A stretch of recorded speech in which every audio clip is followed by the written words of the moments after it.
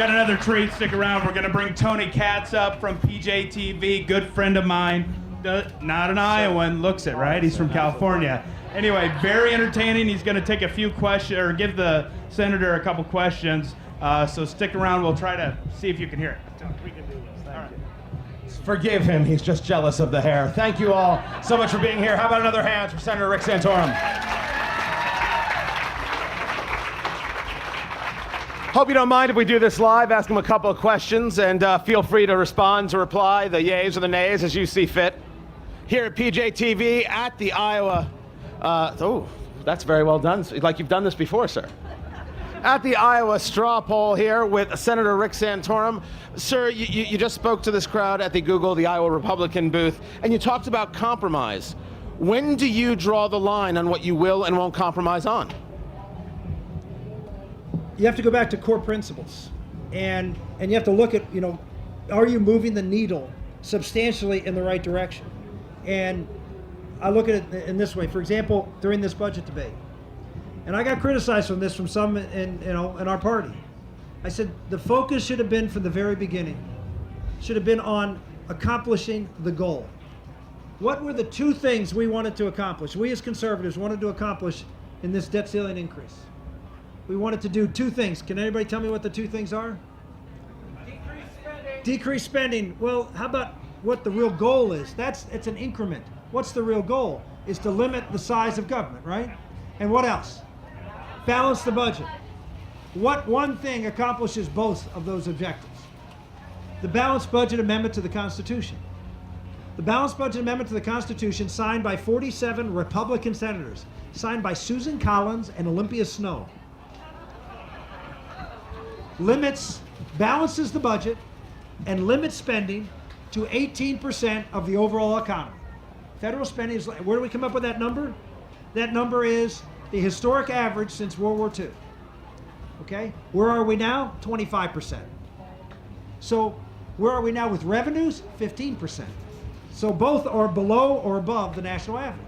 But we're saying, what's the objective? Does the bill that was signed by the president, negotiated by the House Republicans, get us to that objective? No. Does this get us even any kind of substantial way toward that objective? The answer is really no. Does it jeopardize national security funding? The answer is yes. So what should we have done? 2/3 of the American people support the balanced budget amendment. We could have started from day one saying, Mr. President, here's our objective. We want to balance the budget. Not cut, cap, and balance. Balance, balance, and balance. Let's go out and say, this is what we want, Mr. President, and I'm willing to negotiate on other things. We'll negotiate on other things, but we need to get to balance. Now remember, if we get to 18% of GDP, it doesn't matter if you increase taxes to 20% of GDP, you can only spend 18. So now there's no reason to increase taxes above 18% of GDP. So what you've accomplished is you've told the Democrats, in order to grow government, what are you going to have to grow? The economy. So now you turn Democrats into pro-growth people, right? You turn everybody. I was just over at this Strong America Now booth. You turn Democrats into wanting efficiency in government. Why? Because if you only have 18% to spend, you better spend it wisely. And you better infuse things that are going to make sure that we're getting efficiency, because you want to spend that money if you want somebody on the left.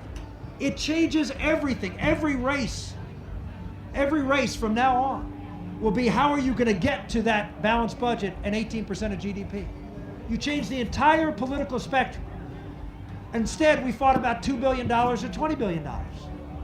You're fighting about how many angels on the head of a pin. We should have said, the American public, President Obama, this is what we want. We're drawing the line in the sand. We will not do the debt ceiling increase. We'll compromise on how much spending you want to cut now, but give us, you see, this is the difference between American Wall Street mentality and Main Street mentality. Wall Street mentality is the next quarter. Main Street mentality is, we're going to plan a business for years.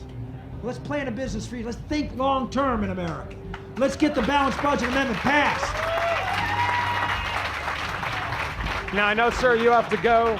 I know that the senator has to leave, but allow me to ask you, if you don't get the result here that you're planning to get, Are you still in this race? Am I going to get the results here that I'm planning to get? Anybody have an opinion on that?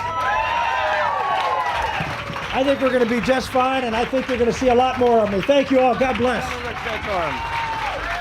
Sir, it's a pleasure. Stay with us much more from PJTV.com at the Iowa straw poll in Ames, Iowa.